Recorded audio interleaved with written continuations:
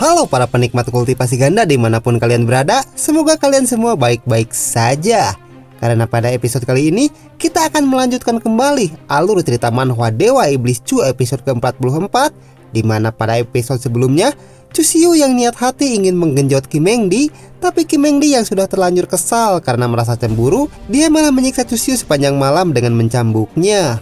Yang membuat Kim Eng Di bangun di pagi hari dengan perasaan yang senang, di mana dia juga bertemu dengan Hua Luo Fei yang sedang menyiram tanaman, dan mereka berdua pun membahas tentang tubuh primordial suci kuno yang dimiliki oleh Chu Xiu.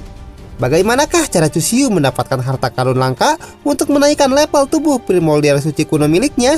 Tanpa banyak berbasa-basi lagi, kita langsung saja menuju ke pembahasannya. Cerita berlanjut. Setelah gagal melampiaskan nafsu birahinya kepada Kim Eng Di, Chu Xiu pun pergi ke menara Zhu Baolo karena pelelangan harta karun langka di ibu kota Sangjing secara rutin diadakan di sana dalam kurun waktu beberapa bulan sekali. Di sana sudah terlihat banyak pengunjung yang datang, di mana mereka berbaris dengan rapih agar bisa masuk ke dalam sesuai antrian. Para pengunjung yang datang itu merupakan orang-orang dari keluarga kaya di ibu kota, karena mereka tidak mau melewatkan pelelangan kali ini disebabkan ada harta karun yang sangat langka yang akan dilelang di sana. Sambil membawa surat undangan di tangannya, Chu Xiu yang merasa sedikit kecewa karena tidak bisa mengajak Kim Eng Di dan Hua Luo Fei ke pelelangan, dia berkata di dalam hatinya, "Sebenarnya aku ingin datang bersama Master dan kakak Hua, tetapi saat aku mencari di sekitar kedutaan besar Tanah Suci Taisu, aku tidak dapat menemukan mereka. Jadi aku terpaksa harus datang sendiri ke pelelangan kali ini." Lalu ada seseorang yang terlihat menghampiri Chu Xiu. Orang itu bilang, "Yang mulia Putra Suci Taisu, silahkan lewat ke sebelah sini." Rupanya, orang itu adalah penatua di rumah pelelangan yang bernama Penatua Dong, dan Chu Xiu pun langsung memberikan salam kepadanya. "Senang sekali bertemu dengan Penatua di sini. Terima kasih atas sambutannya." Penatua Dong pun hanya tersenyum setelah mendengar sapaan dari Chu Xiu. Karena Chu Xiu mendapatkan perlakuan istimewa dari Penatua Dong, sehingga Chu Xiu bisa langsung masuk tanpa perlu mengantri seperti yang lainnya. Tentu saja hal itu membuat salah seorang dari mereka merasa sangat kesal. Dia bilang, "Hei, tunggu dulu, kenapa dia tidak mengantri seperti yang lainnya?" Orang di depannya menjawab, "Jika kau menjadi putra suci Taisu, kau juga tidak perlu mengantri seperti kami." Wanita di sebelahnya menambahkan, "Wajahnya sangat tampan dan usianya juga masih muda. Dia memang layak menjadi putra suci Taisu." Kemudian Penatua Dong pun mengantar Chu Xiu ke ruangan VIP nomor 1, di mana hanya tamu khusus saja yang ditempatkan di sana. Penatua Dong bilang, "Yang mulia Putra Suci Taisu, silahkan tunggu dulu di sini sebentar, karena pelelangan akan segera dimulai. Sambil menunggu, aku akan menyuruh para pelayan untuk membawakan minuman spiritual terbaik untukmu." Chu Xiu menjawab, "Penatua Dong, kau tidak perlu repot-repot seperti itu. Lakukan saja tugasmu yang lain, jangan khawatirkan aku di sini." Setelah Penatua Dong pergi dari sana, tak lama kemudian datanglah beberapa pelayan wanita yang membawakan minuman untuk Chu Xiu. Salah seorang dari mereka berkata, "Yang mulia Putra Suci Taisu, silakan minum ramuan spiritual ini sambil menunggu waktu pelelangan." Chu Xiu menjawab, "Terima kasih banyak. Ternyata orang-orang di rumah pelelangan sangat ramah kepadaku." Sementara itu, Penatua Dong berpapasan dengan seorang pria yang menanyakan ruangan VIP. Dia berkata, "Apa kau bilang? Ruangan VIP nomor 1 sudah ditempati oleh orang lain? Bagaimana bisa kau memberikan tempat yang seharusnya menjadi milikku?" Penatua Dong menjawab, "Maafkan aku, karena kami kedatangan tamu VIP dari jauh, jadi kami harus menjamunya dengan baik. Masih ada ruangan VIP nomor 2 jika Tuan Muda tidak keberatan dengan semua itu." Tapi orang yang bernama Zhou itu tidak mau menerima alasan dari Penatua Dong dan malah memarahinya.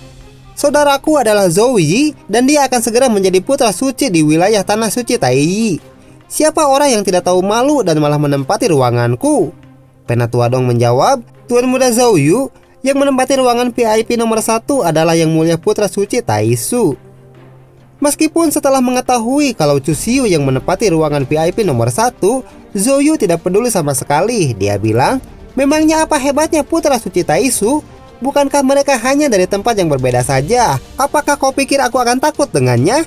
Cepat suruh dia untuk memberikan ruangan itu kepadaku." Sementara Chu Xiu, dia hanya tersenyum saja mendengar perselisihan yang sedang terjadi. Dia bilang, "Ho, bocah ini ternyata memiliki nyali juga ya." Tak lama kemudian, datanglah Ye Hongyu ke sana. Dia bilang, "Aku pikir siapa orang yang sudah membuat keributan di tempat ini? Ternyata hanyalah seorang bocah yang tidak tahu posisinya dan menganggap kalau dirinya itu orang yang hebat." Ye Hongyu pun langsung menghampiri mereka berdua dan kembali berkata, "Apa yang membuatmu begitu sangat sombong? Apa karena memiliki saudara laki-laki yang cukup kuat?"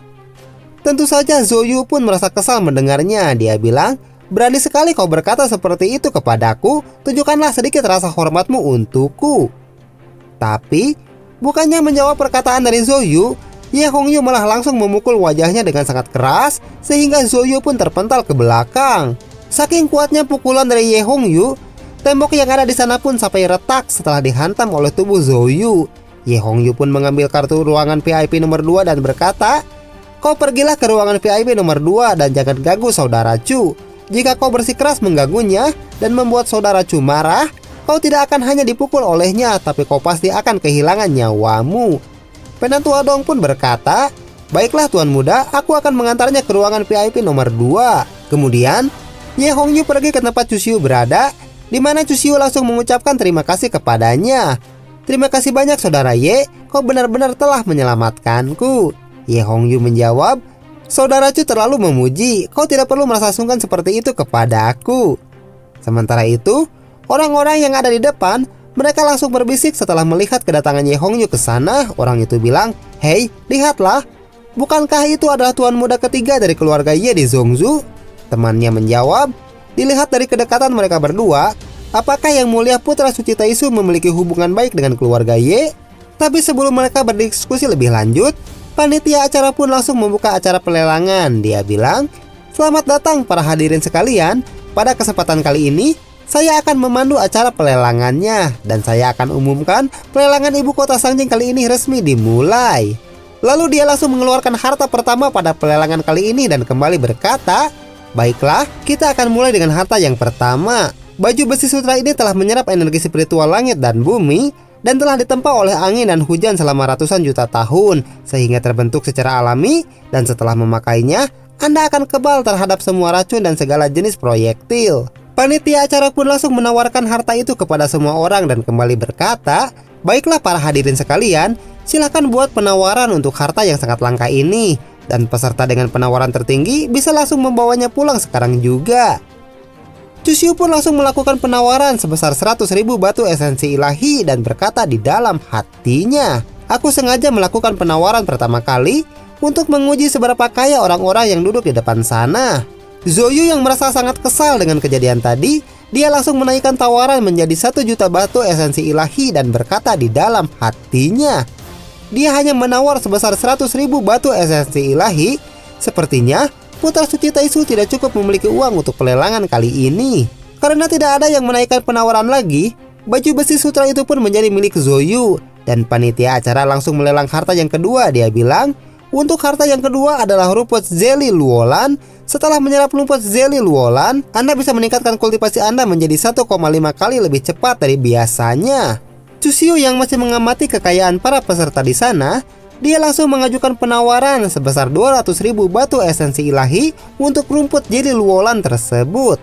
Zoyu yang tidak mau mengalah, dia langsung menaikkan tawarannya menjadi 2 juta batu esensi ilahi dan berkata di dalam hatinya, "Karena kau telah mencuri ruangan VIP nomor 1 dariku, aku tidak akan membiarkanmu mendapatkan satu harta pun yang dilelang pada hari ini." Melihat persaingan yang sedang terjadi di sana, orang-orang yang hadir pun merasa penasaran. Mereka berkata, "Siapa yang ada di ruangan VIP nomor 2 itu? Dia secara terang-terangan malah menantang putra suci Taisu." Temannya menjawab, "Orang itu adalah Zoyu dari tanah suci Taisu. Dia pada awalnya ingin mengambil ruangan milik putra suci Taisu, jadi dia sengaja melakukan hal ini." Orang di sebelahnya menambahkan, "Bocah itu hanya berasal dari nenek moyang generasi kedua.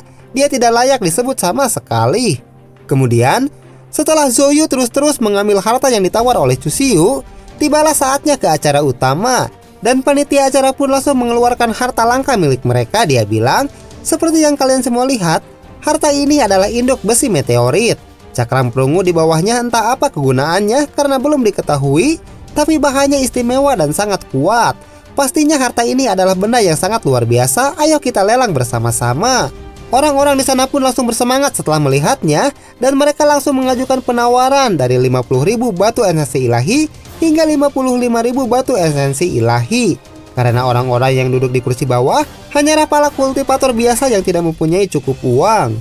Karena niat kedatangan Chusyu ke pelelangan adalah untuk mendapatkan induk besi meteorit, Chusyu pun langsung menaikkan tawaran dari semua orang menjadi 120.000 batu esensi ilahi. Dan seperti biasa, Zoyu langsung menaikkan tawaran dari Chusyu sebesar 10 kali lipat menjadi 1,2 juta batu esensi ilahi dan berkata di dalam hatinya, celah pada piringan perunggu itu sama persis dengan pecahan perunggu yang diberikan kakekku sebelum dia meninggal. Jadi pasti ada banyak sejarahnya. Apapun caranya, aku harus mendapatkannya. Tentu saja, Chusyu pun tidak menyerah begitu saja seperti sebelumnya dan langsung menaikkan tawaran menjadi 1,3 juta batu esensi ilahi dan berkata di dalam hatinya, segala sesuatu yang ada di pelelangan ini bisa diberikan kepada bocah itu, tapi pecahan perunggu ini tidak bisa diberikan begitu saja. Benda itu harus menjadi milikku. Mendengar Chusyu yang kembali menaikkan penawaran, Zoyu merasa kesal dan kembali menaikkannya menjadi 1,4 juta batu esensi ilahi dan berkata di dalam hatinya, apa dia mencoba bersaing denganku?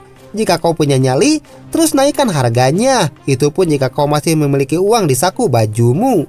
Chusyu tetap tidak mau menyerah dan langsung menaikkan tawarannya menjadi 2 juta batu esensi ilahi dan berkata di dalam hatinya, aku memperoleh 3 juta batu esensi ilahi dari cincin penyimpanan milik Qian Mian.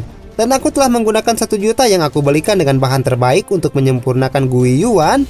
Jadi aku hanya memiliki 2 juta batu esensi ilahi saja yang aku miliki saat ini.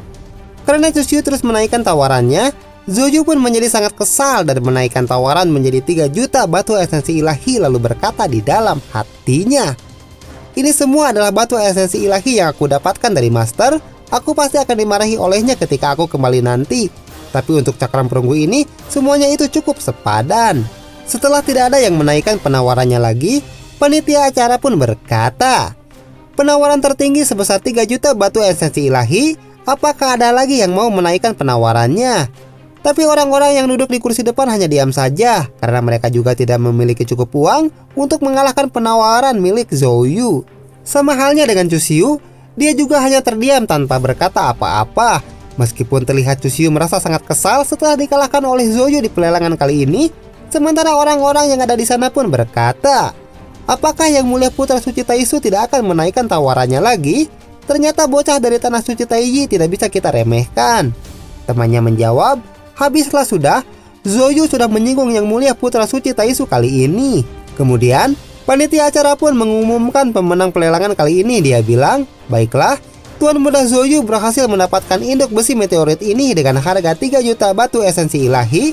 Dan Zoyu pun langsung berdiri dari tempat duduknya dan berkata, haha, terima kasih semuanya atas kerjasama kalian pada pelelangan kali ini. Zoyu pun langsung berniat pergi dari sana dengan penuh percaya diri dan berkata kepada pelayannya, ambilkan semua barang yang telah aku dapatkan pada pelelangan kali ini. Pelayannya menjawab, tapi Tuan Muda, pelelangannya masih akan berlangsung selama 1 jam ke depan. Zoyu kembali berkata, sisa harta yang akan dilelang tidak begitu berharga, jadi tidak ada lagi alasan untuk tinggal lebih lama di tempat ini. Melihat Zoyu yang akan pergi dari sana, Chusyu pun langsung beranjak dari tempatnya dan berkata kepada Ye Hongyu, saudara Ye, aku memiliki urusan yang harus aku selesaikan terlebih dahulu, jadi nikmatilah pelelangan kali ini tanpa diriku. Ye Hongyu yang mengetahui bahwa Chusyu akan pergi untuk bertarung, dia pun tersenyum lalu berkata, apakah kau memerlukan bantuanku? Meskipun aku terlihat begini, tapi aku cukup pandai untuk bertarung. Chusyu menjawab, tidak perlu, karena aku bisa melakukannya seorang diri. Kemudian, Zoyu yang langsung pergi untuk kembali ke Tanah Suci Taiji setelah dia menghabiskan seluruh uangnya gara-gara merasa kesal kepada Chusyu yang telah mengambil ruangan VIP nomor 1 yang biasa ditempati olehnya. Zoyu yang merasa cukup senang itu, dia terlihat tersenyum dan berkata di dalam hatinya, dilihat dari sikap Chusyu terhadap piringan perunggu itu, mungkin dia juga memiliki pecahan perunggu di tangannya. Lebih baik berbuat sedikit daripada berbuat banyak. Yang paling bijaksana adalah cepat pergi sebelum pelelangan berakhir. Tapi, di tengah perjalanan perahu mereka dihentikan oleh Chusyu yang membuat Zoyu merasa terkejut. Chusyu bilang, perkenalkan, aku adalah putra Tanah Suci Taisu Chusyu. Aku ingin meminjam sesuatu dari Tuan Muda Zoyu. Aku harap kau memandang wajahku dan memberikannya untukku. Melihat Chusyu yang datang ke sana dengan pena Tuamo, Zoyu pun merasa sesuatu yang buruk akan terjadi kepadanya dan berkata di dalam hatinya, sialan, Dia benar-benar datang untuk menyusulku. Ditambah lagi, dia datang dengan seorang penatua bersamanya, sedangkan aku hanya ditemani oleh seorang pelayan milikku. Mereka berdua pun langsung melepaskan jubah yang mereka kenakan, dan pelayan Zoyu berkata, "Bukankah peraturan di pelelangan ini yang mengajukan penawaran tertinggi dialah pemenangnya? Apa alasan putra suci Taisu sampai datang kemari dan berbuat agresif? Bukankah kami sudah menaati semua peraturan yang ada untuk mendapatkan barang-barang yang sudah menjadi milik kami?" Chusyu menjawab, "Agresif katamu? Aku hanya berniat meminjam sesuatu kepada Tuan Muda Zoyu. Kenapa kau berkata sekasar itu kepadaku?" Wajah Zoyu pun langsung berubah menjadi pucat dan meneteskan keringat dingin dari wajahnya sambil berkata di dalam hatinya, "Dia ingin meminjam barang dariku, dia pasti tidak akan mengembalikannya sampai dia mati." Pelayannya kembali berkata, "Kalau seperti itu, apa perbedaan yang akan dilakukan oleh putra suci Taisu ini dengan para perampok di pegunungan?" Chusyu pun merasa tersinggung setelah pelayan Zoyu berkata seperti itu kepadanya. Dia bilang, Sudah, lupakan saja. Jika kau tidak mau memandang wajahku, kau tidak perlu menyebutku sebagai seorang perampok, karena itu sangat menyakiti hatiku." Lalu Chusyu pun mengeluarkan pedang miliknya dan bersiap untuk memulai pertarungan dan kembali berkata, "Kalian sudah bertindak terlalu jauh. Tidak ada gunanya menyelesaikan semua ini secara baik-baik. Jadi aku akan menggunakan pedang milikku untuk berbicara kepada kalian." Tapi sebelum pertarungan di antara mereka dimulai, ceritanya pun bersambung.